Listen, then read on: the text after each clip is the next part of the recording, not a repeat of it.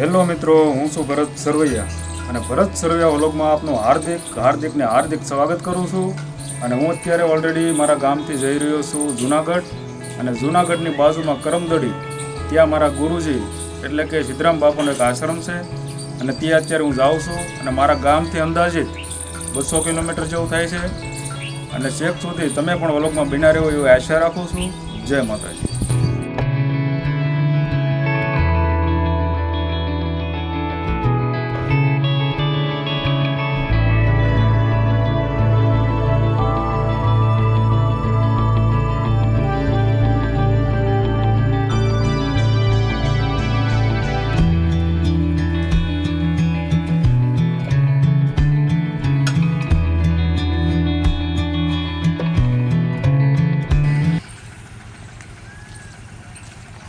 તો હાલો મિત્રો, હવે હું પહોંચી ગયો છું મારા ગામના પાદરમાં, કે જ્યાંમાં હું ગાડીનું પાર્કિંગ કરું છું.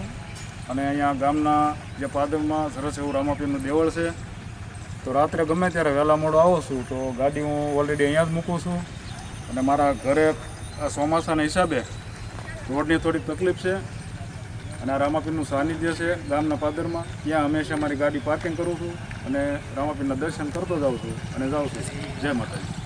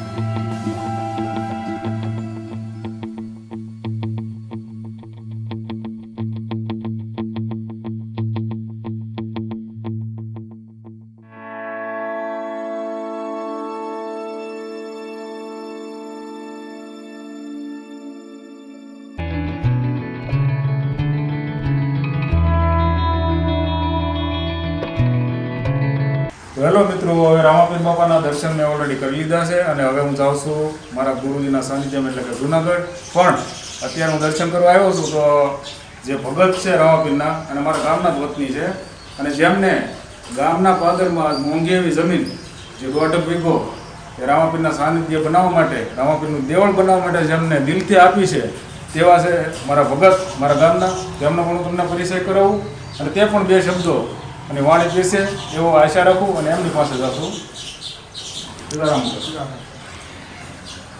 મારા બાપાની 2 ભાઈઓ છે. આમ મારા મોટા દાદાનું નામ ખાટાભાઈ આનંદભાઈ છે, મારા બાપાનું નામ ગફુલભાઈ આનંદભાઈ છે. અને અમે 2 ભાઈઓ છીએ. મોટો હું છું, ભારતીય નાના કિશોરભાઈ છે અને હું રામાપીરનો ભગત છું. અને મારા ભાઈ સાવનમાના ભોવા છે. અને અમે આ 1.5 વીઘો દાદાના દાનમાં આપેલ છે અને ગામનો સહકાર પૂરો છે. અને અહીંયા વાહનો ભાઈઓ અને મેકે છે અને બેન દીકરીનો સહકાર અમારી માટે પૂરો છે. બોલીએ રામાપીરની.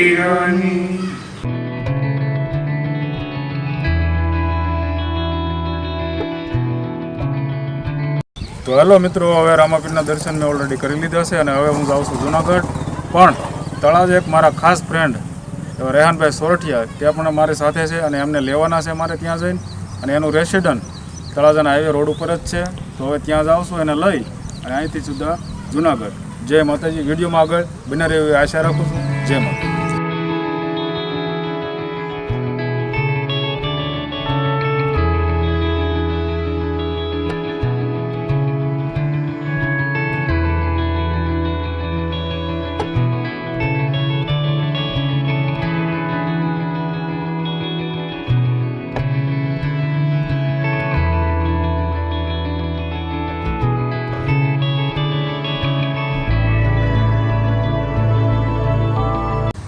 હેલો મિત્રો, તો હું અત્યારે તળાજા પહોંચી ગયો છું અને હાઈવે ઉપર ઊભો છું અને મારા મિત્ર રેહાનભાઈ અત્યારે આવી રહ્યા છે. એમનું ઘર અહીંયા બાજુમાં જ છે હાઈવે ઉપર, તો એ આવે છે. અને બીજું કે આજે મારા ગુરુજીના આશ્રમ માટે કે જ્યાં ભક્તજનો, દર્દીઓ, તેમના સગા સંબંધીઓ વગેરે આવે છે ત્યાં, તો એમના માટે અમારે ગોરખી એક ગામ છે બાજુમાં, ત્યાંના રીંગણા બહુ ફર્સ્ટ ક્લાસ વખણાય છે અને શાક એકદમ ટનાટન બને છે. તો એ રીંગણા પણ મેં લીધા છે, રીંગણા છે આ તમે જોઈ શકો છો. વ્લોગમાં તે સુધી બન્યા રહેજો. જય માતાજી.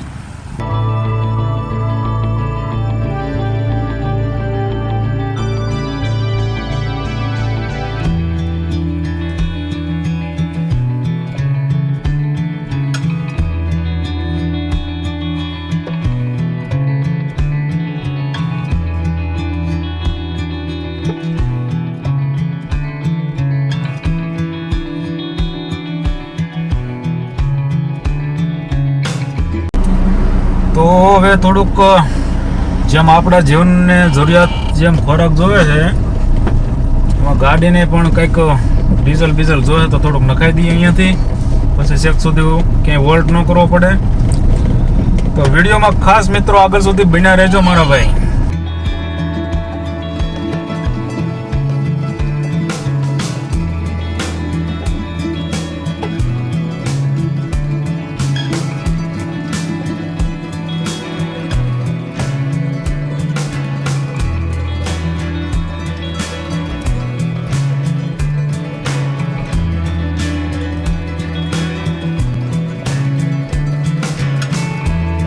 ₹500 એટલે કે 2500 રૂપિયા આપણા ગુજરાતી માઇન્ડ જેવા. બિલ આપતો છે કંઈ કે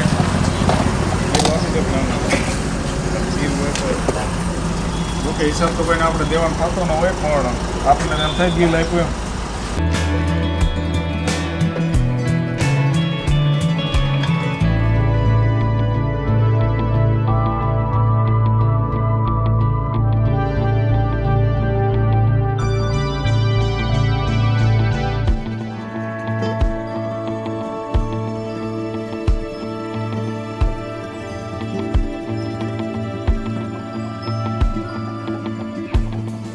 તો ચાલો મિત્રો, ડીઝલ ઓલરેડી હવે નખાઈ ગયું છે 2500 તમે જોઈ શકો છો.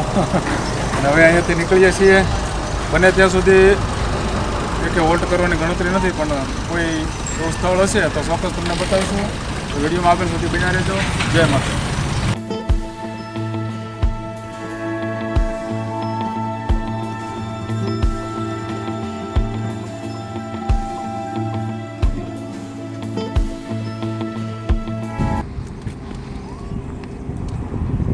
તો હાલો મિત્રો, થોડુંક ચા પાણી પી લો અને વાડીની દુકાન છે ત્યાં જઈ, કારણ કે આપણે સારા સિટીમાં તો ડેલી માટે ચા પાણી નાસ્તો વગેરે કરતા જ હોય, પણ આવા લોકેશનમાં જો એક દુકાન હોય નાની એવી હાટડી છે તો 5-10 રૂપિયા અમને કમાણી થાય તો માજી પણ રાજી થાય. તો ચા પાણી પી લઈએ સારું.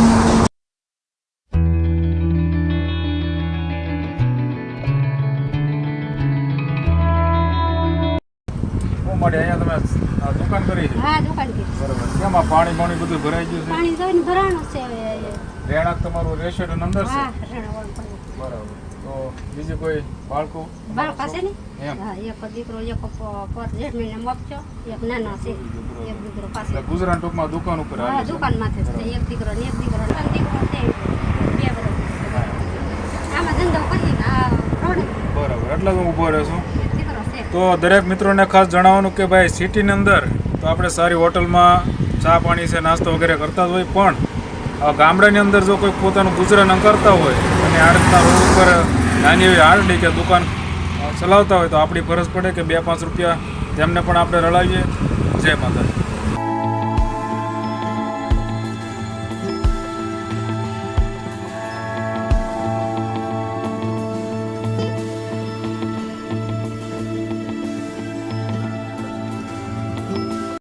હેલો મિત્રો, આ છે ખીરી ગામ અને એના પાદરમાં છે બોર્ડ, જો તમે જોઈ શકો છો, તુલસી શ્યામ કરમદડી. હવે અહીંયાથી ડાઈવર સાઈડ 2 કિલોમીટર દૂર છે, તો અમે જઈ રહીએ છીએ. જય માતાજી. તો મિત્રો, હવે આપણે જેની રાહ જોઈ રહ્યા છીએ એ ઓલરેડી અત્યારે આશ્રમ આવવાની તૈયારી છે. હા, એકદમ નજીક જ છે. તો વિડીયોમાં આગળ સુધી જોડાયેલા રહેજો. હવે હું તમને આશ્રમ બતાવું અને પછી મારા ગુરુજી છે કે કેમ એ પણ હશે તો તમને દર્શન કરાવી. જય માતાજી. હેલો મિત્રો, હું પહોંચી ગયો છું મારા ગુરુના આશ્રમે અને જાઉં છું દર્શન કરવા માટે, અને તમે પણ દર્શન કરજો એવી આશા રાખું છું. અને વિડીયોમાં આગળ બન્યા રહેજો. હજી બાપુનું જે કંઈ પ્રવચન છે, જે કેન્સર મટાવે છે અને કોઈ પણ કાંઈ પણ ₹1 લીધા વગર માનવની સેવા કરે છે, અને કોઈ પણ પ્રકારનું કેન્સર હોય તો અહીંયા મટે છે. તે બધા નોંધ લેજો. અને કોઈ પણ અહીંયા આવવું હોય ગમે ત્યારે એની ટાઈમ તો મને મારા વ્લોગમાં કોમેન્ટ કરજો, અને મારા ખર્ચે હું તમને અહીંયા લાવીશ અને તમારા ઘરે પહોંચાડવાની જવાબદારી મારી. અને હું પણ એક સમાજ સેવા જ કરું છું ભાઈ, તો સપોર્ટ કરજો.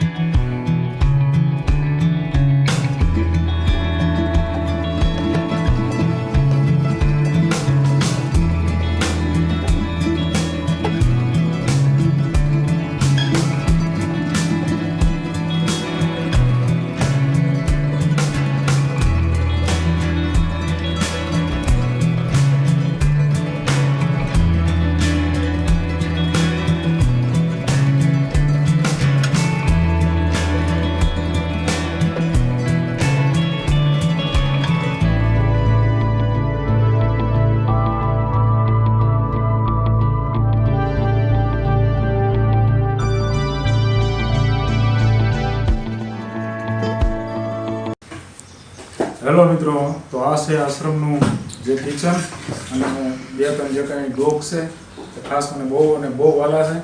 હવે એના માટે હું મારા હાથે 2-4 રોટલા ઘડી ને એને જમાવી અને પછી અહીંથી નીકળું છું. જય માતાજી. જો આ છે અમારું કિચન, તમે જોઈ શકો છો.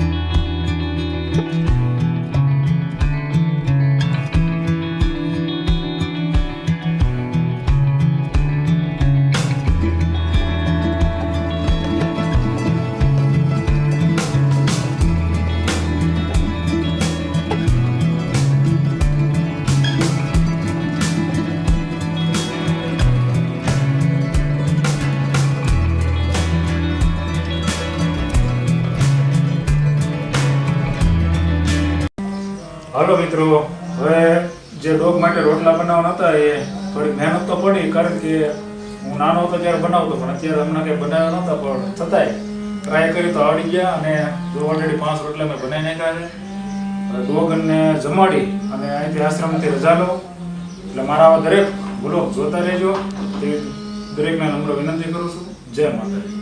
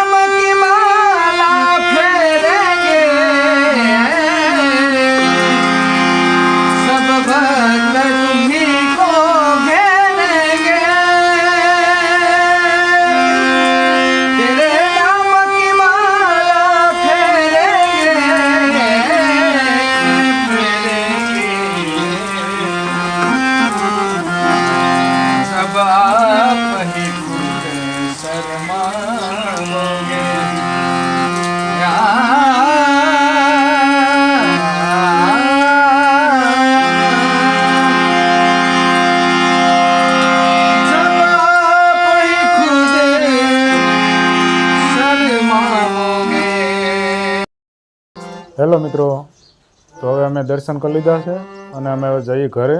તમે પણ દર્શન કરી લેજો અને આવતો વ્લોગ, આવાના વ્લોગ જોવા માટે મારી ભરત સરવૈયા વ્લોગ ચેનલ સબસ્ક્રાઈબ કરી લેજો. અને આ વિડીયો એટલો શેર કરજો કે જે કંઈ કોઈ જરૂરિયાતમંદ હોય, કોઈને કાંઈ તકલીફ હોય, કેન્સર જેવી બીમારી હોય, તેમને હું અહીં બાપુ સુધી પહોંચાડી અને તેમને દવા અપાવી અને સેવાનો લાભ મને મળે એ માટે વિડીયોને શેર કરજો. જય માતાજી.